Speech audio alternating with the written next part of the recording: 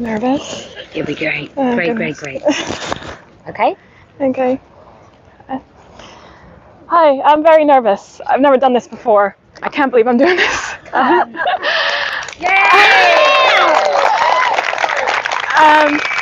Yeah, I'm also an American export, but I've lived here for like over a decade.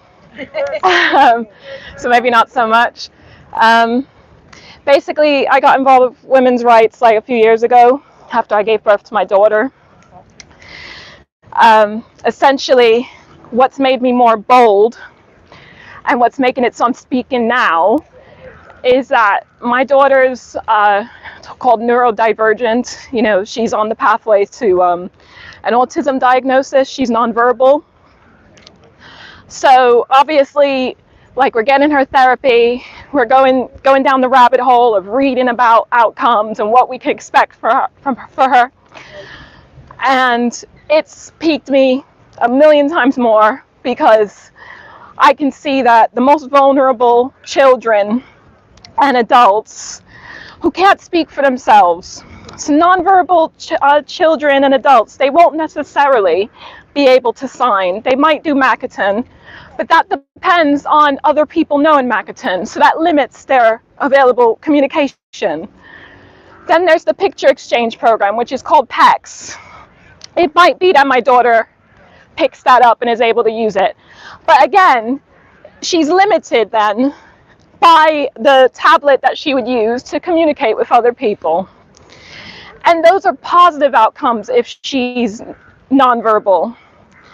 She might not be able to communicate at all, outside of smiling, laughing, hugging.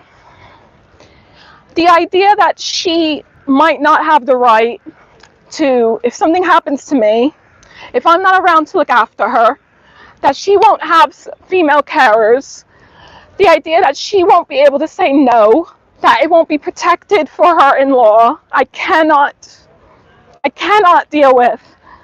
So that's why I wanted to speak up.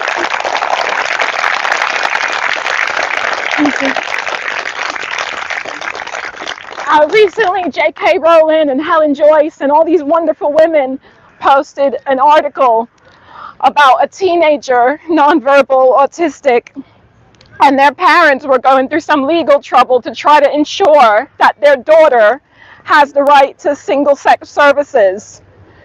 And in that story, which I encourage you all to read,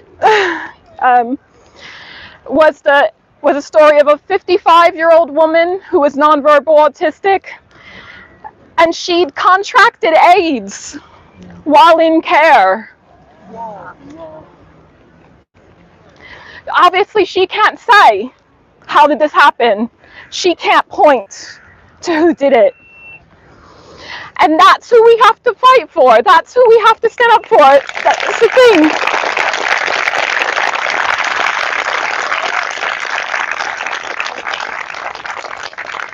So I know that young women are typically okay with mixed sex spaces and they're the most welcoming and inclusive. I mean, according to the YouGov poll recently. No, that poll is a lie. Oh, okay. Fair enough then. But what I want to say is that even if you're personally okay with mixed sex spaces, it doesn't mean you have the right to say that everyone should be okay with it. So please think of that when you go to vote. Don't vote to give away rights that you might not need, but the most vulnerable who cannot speak up for themselves might need. Yeah. And just thank you to all you women and men being so wonderful and giving people like me strength to talk about this. Thank you. Well done. It was great. Well done. Kind of makes it real, doesn't it? Yes, you can speak in a sec. I just think when you hear stories like that, it's kind of ridiculous if you wouldn't speak up. I've always said more fearful with what will happen if you do speak up is what happens if we don't. And what happens if we don't is that young women who are non-verbal and incredibly vulnerable will get looked after by some AGP that has a fetish about touching vulnerable women and touching their bodies and erasing their boundaries. And we pretend we don't know that that's really happening, but we know that's really happening, because if you're a predator, what do you do? If you can get access to somebody, and you're welcomed and you're almost championed about being stunning and brave whilst you do it, then that is what you'll do. You know, it's no mistake that men who wanted to rape children joined the priesthood. They did it because they could access children. It's no mistake that the BBC was riddled with men who wanted to access young people and children. Every single time, if you give an open door, these men will walk through it. So we have to close all damn doors now. Where's Kate Graham?